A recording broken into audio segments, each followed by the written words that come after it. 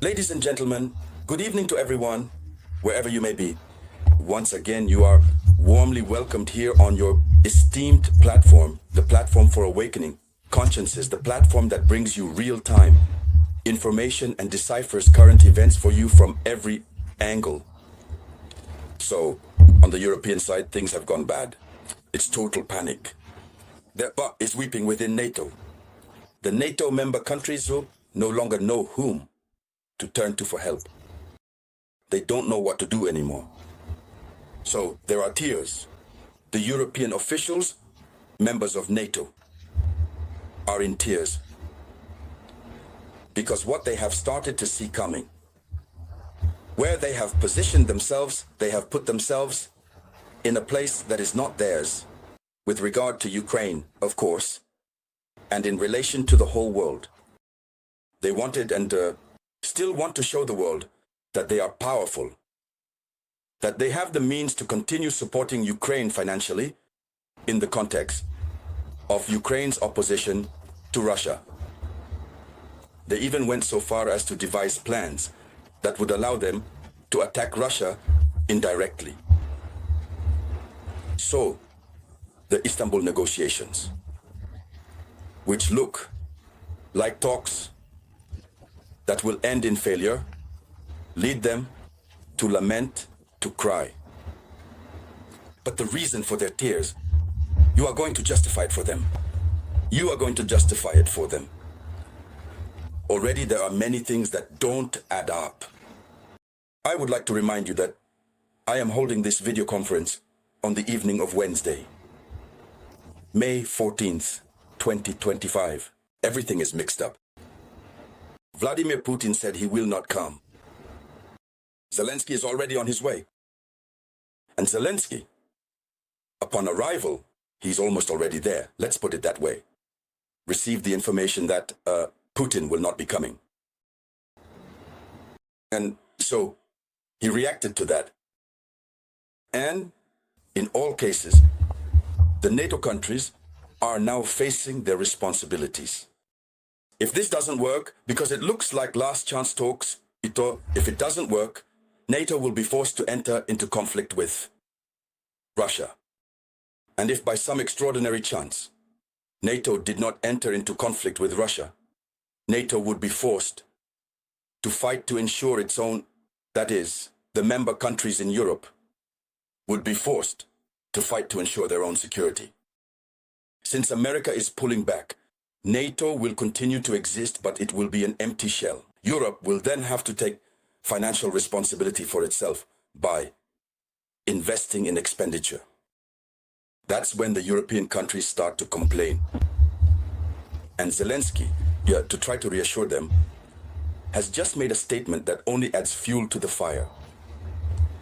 So, ladies and gentlemen, in this video conference, that's what we're going to talk about. Share this video conference. And for all those who follow me elsewhere, I want to let you know that our page is called Le Samouraï Théa, whether it's on YouTube or on Facebook.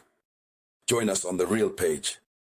That will allow you to interact with our thousands of friends who share their different opinions in the comments.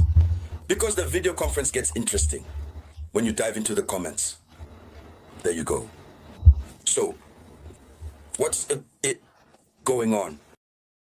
According to the official information provided by the portal written by the media outlet Le Portail, many countries in the North Atlantic Alliance, that is, NATO, are worried about a rapid increase. These are their complaints, which, mind you, they fear a rapid rise in defense spending.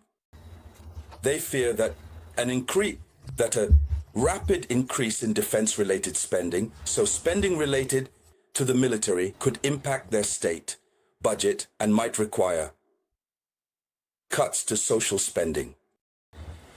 That's what the Euractiv portal reports, citing European diplomats.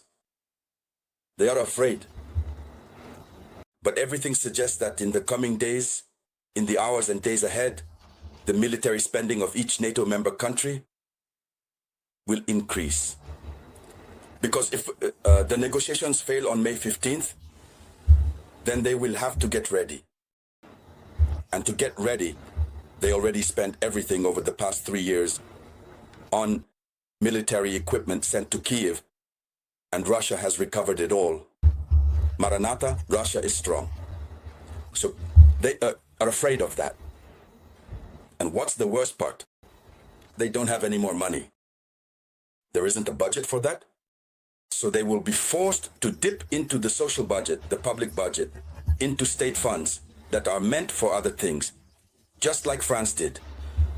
You saw France cut the university budget, the budget for territorial districts, prefectures, and local authorities. And it sold out. It caused a stir. It made people shout.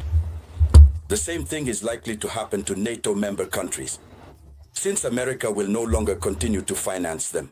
So, according to the information, NATO states agree that it's worth dedicating 5% of GDP to defense, which is what Donald Trump had proposed.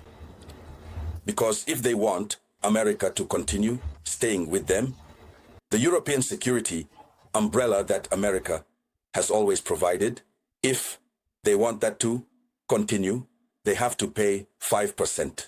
They have to allocate 5% of their GDP. Whereas before it was 2% that they contributed, I think, yes, 2%. 2%. Now it's an additional 3% of GDP. They had categorically refused that.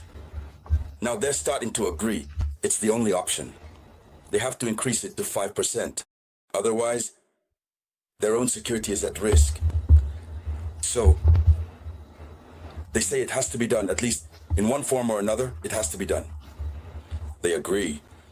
And now, those same people who agree are complaining. They fear that they will have to accept an agreement that forces them to double their defense spending overnight. In other words, they even fear that their own agreement will force them to double their spending. That would put a strain on an already tight budget. At the moment, their various budgets are already tight. If they reach that level, it will put a strain on a budget that is already tight, since they have been ruined by the conflict in Ukraine. They say that this would strain an already tight budget and force countries to jeopardize public finances or make painful cuts to social spending in priority areas. That is to say, they will be forced to dip into spending for priority areas in order to allocate funds to the top priority. This means there will be two priorities: the usual priority expenditures within the state, and the new top priority that arises, which has no budget. They will draw from there, and that will cause problems. Europe is ruined. So, therefore, meanwhile, what is happening? Zelensky wanted to play his own game. He didn't want to go to Istanbul. No, not at all. I was mistaken. Zelensky agreed to go to Istanbul. But even from Istanbul, he was considering forbidding his delegation from meeting with the Russian delegation. But what is happening? The Europeans saw that they had an interest. Negotiations must take place. The NATO members realized this. They saw the situation clearly. So, according to the official information provided by Live Ukraine media, the United States and Europe convinced Zelensky not to withdraw from the Istanbul negotiations. This information was also reported by the Washington Post. They managed to convince him. Otherwise, according to sources, Zelensky was disappointed by the prospects of the Istanbul talks, since he already knows that Putin is not going to attend. So they put pressure on him.